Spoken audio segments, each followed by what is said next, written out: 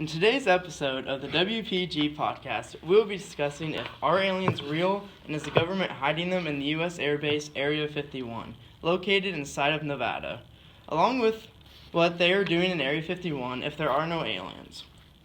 With me today are Clay Foster and Colby Whitaker, and I'm your host, Wyatt Edmonds. We are streaming this podcast from the WPG newsroom and the Minneapolis chapter. Thank you for coming with me here today, guys. To start off, what are your guys' beliefs on aliens? Do you think they are real? I think that they could be real. There's a very good chance we just don't know it, and they're out there somewhere. I believe that they're definitely real. They are among us right now, on Earth. They're in our cities, they're in our schools, they're in our government, they're everywhere. I personally do not believe that they are real because in all the pictures you see, they always look the same. And how would you know that they're going to look exactly like the very first pictures that were ever created of them, making it always seem just like the animated creatures that we've always seen? Second question. Are aliens being hidden from everyday people inside of Area 51 if they are real? Definitely. Why else would we have thousands of people trying to go raid Area 51? They want to get down and get in there and figure out what the heck's in there. He makes a good point. I'm sure they have to be hiding something in there. If they wouldn't have so much security and so many people trying to get inside of there wanting to know what's in there. While looking on the web, I found out that an engineer who worked at Area 51 back in 1989 named Bob Lazar went on a news program in Nevada, and he stated that he had in fact saw an alien while he was there and that he worked on alien technology such as UFO, except he never had any proof of this alien and no one else claims to have seen it. If there are no aliens, then what do you think the government is actually doing in Area 51? That's a tough one. I'm not sure. They're probably just hiding government secrets, that they don't want people to see. Especially, they could be dangerous weapons, special vehicles that we're not supposed to have access to. Well, if there are aliens in Area 51, I think our government's hiding, like Colby said, some good weapons that we don't want our enemies finding out about. Maybe it's a torture factory where they torture all the spies. I don't know. I'll have to go there and find out myself. Well, there has been proof that they have been doing things working with the government, and especially a lot of this relates back to spying. According to Annie Jacobson, who is an expert in Area 51 that wrote her own book about it, talks about how Area 51 has in fact been used to create advanced military aircrafts. Jacobson talks about how in the 1950s, Area 51 is where the U-2 spy plane was created. Area 51 greatly works on creating technology or tactics that improve the U.S. spying capabilities. Another instance by The Guardian states that the government has also tested nuclear bombs inside of Area 51. This especially happened before the site became where the government created new spy technology. So this shows that Area 51 is in fact being used to help build the U.S.'s technology to create, but it's also under eyes, so Americans or that way even foreigners can't see what we were building, so we were always one step ahead of them. Do you guys believe that aliens then created certain places, such as the Great Pyramids of Giza? I personally feel yes, because there's no way with technology back then that the slaves would be able to move that big a rock for that long of a distance and get it as high up as how big the pyramid is. I mean, yeah, he makes a good point. Those were they had to have been at least 10, 20 tons. But according to National Geographic, it's pretty unclear whether or not aliens built them or if the slaves built them. And some scientists believe that the pyramids align with the stars in the Orion's Belt constellation in the sky. Personally, I still don't believe that they built something such as Giza because there are millions of people working on these, and if so many people fought to get something done, they could. It's just today, not that many people ever come together and work on something that great. along with that, then, what do you think about the stone heads on Easter Island? I think those were definitely built by aliens, because weren't those built like 1,000 years ago, maybe even more? Yeah, definitely built by aliens. They're, I don't know how many tons, but they're up there. And plus it's an island. How the frick are you gonna get that big of a head across seas with the technology that they had back then? There's no logical explanation for this. Yeah, and that's on an island that hadn't been mapped for like millennia.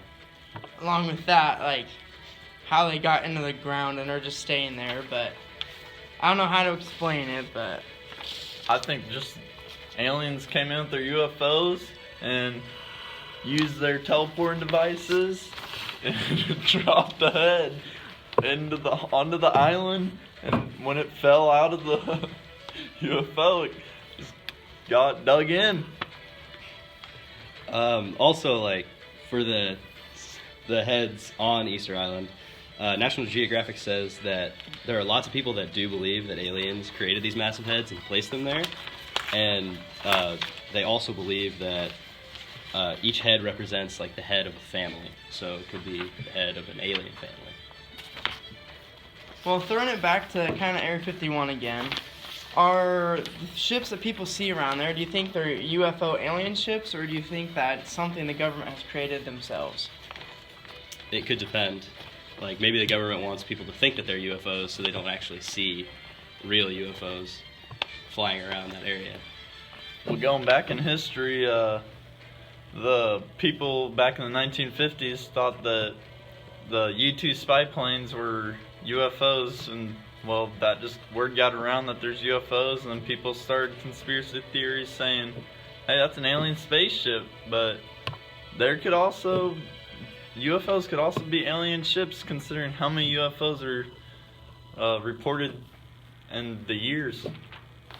Adding back to what Clay said, these new planes flew so high that it was higher than any other plane had ever flown. So that's why people thought they were UFOs, because they were so much higher and no one had ever seen anything like that before. If there are aliens, then where do you believe that they are from? I would have to say from a different galaxy, because there's tons of different ones other than just the Milky Way. So, but there might be some on one of the planets, like Mars, Saturn. Could be some on the dark side of the moon too. There could be some like in our solar system, maybe in a neighboring solar system, or there's probably some in distant galaxies that we've never seen or heard from ever. I guess for all we know, they're right on Earth. Shoot, Colby could be one. Wyatt could be one. I could be one. So why is our government so interested in aliens and UFOs, along with the everyday citizens that are always trying to find out if these things are real? Because I think they could pose a threat to the government or to the people that are in America or just on the world in general. Because they could completely wipe us out if they wanted to. Because I'm sure that they have more advanced technology than we do if they can get here somehow. Yeah, Colby said, shoot, look at the movie series Men in Black. Those space weapons are pretty deadly and could demolish an entire city. So, I don't blame our government for being so interested in aliens and UFOs. Gotta keep us safe. I think that the people are so interested because they just want to know all the secrets and they don't want the government to be able to hide anything from them. And are always just interested in something new. So then, what is a UFO, to clarify then? So like a UFO is, like, its definition is unidentified flying object. So people just never hear of, but when they hear UFO, they think like that's just an alien spaceship, you know, because nobody knows what it is, so they just assume that there's aliens and then start making conspiracy theories about it.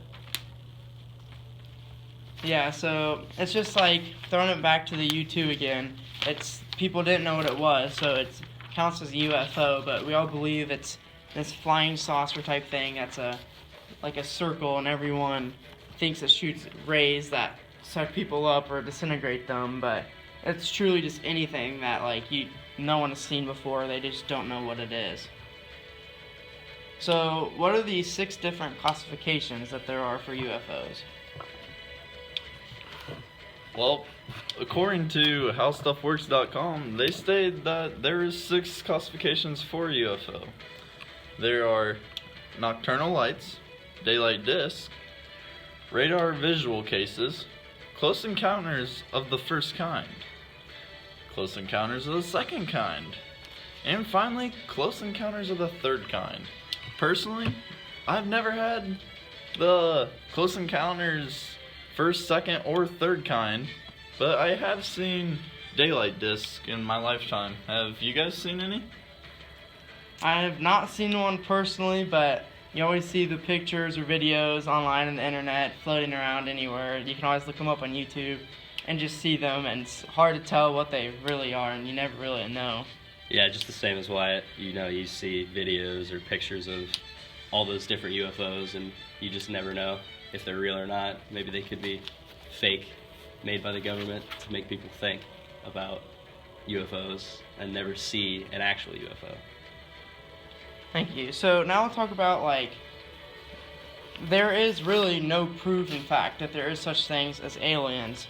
So why do you think people believe so much that there truly are aliens?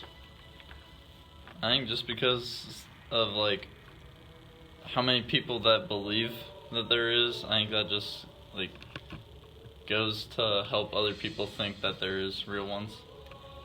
Yeah, and then there are UFOs, and they just show up, so people automatically think it has to be a space civilization that we've never seen before and never heard of. Along with that, there's always those people that have a very wild imagination, and once they get their mind set to something, they're keeping going with it, and they're spreading it around until others believe it, and once more believe it, it just keeps continuing on until more and more believe it. Well, how do you explain crop circles then, Mr. Wyatt? Well, there You're could a farmer. just be... Come on. I don't know. It's aliens. I'm telling you right now. Could be something wrong with the way certain products are put on by planes, and it could just kill off those plants in a weird way. All right. There is also no proven fact that there are any aliens in Area 51, besides the one occurrence of that one man stating that he worked on a UFO. But you never know the state of mind that this man was in, and if he just wanted to become famous off of the job that he had working there, because it was Area 51. And then you talk about the raid that happened, where no one truly got into Area 51, but also no one saw anything. So what do you think about all that then? I think the raid at Area 51 was probably a pretty good idea if people wanted to see exactly what was in there. But then, really, there were millions of people that said that they would do it, and then it only ended up being hundreds of people, and that was it.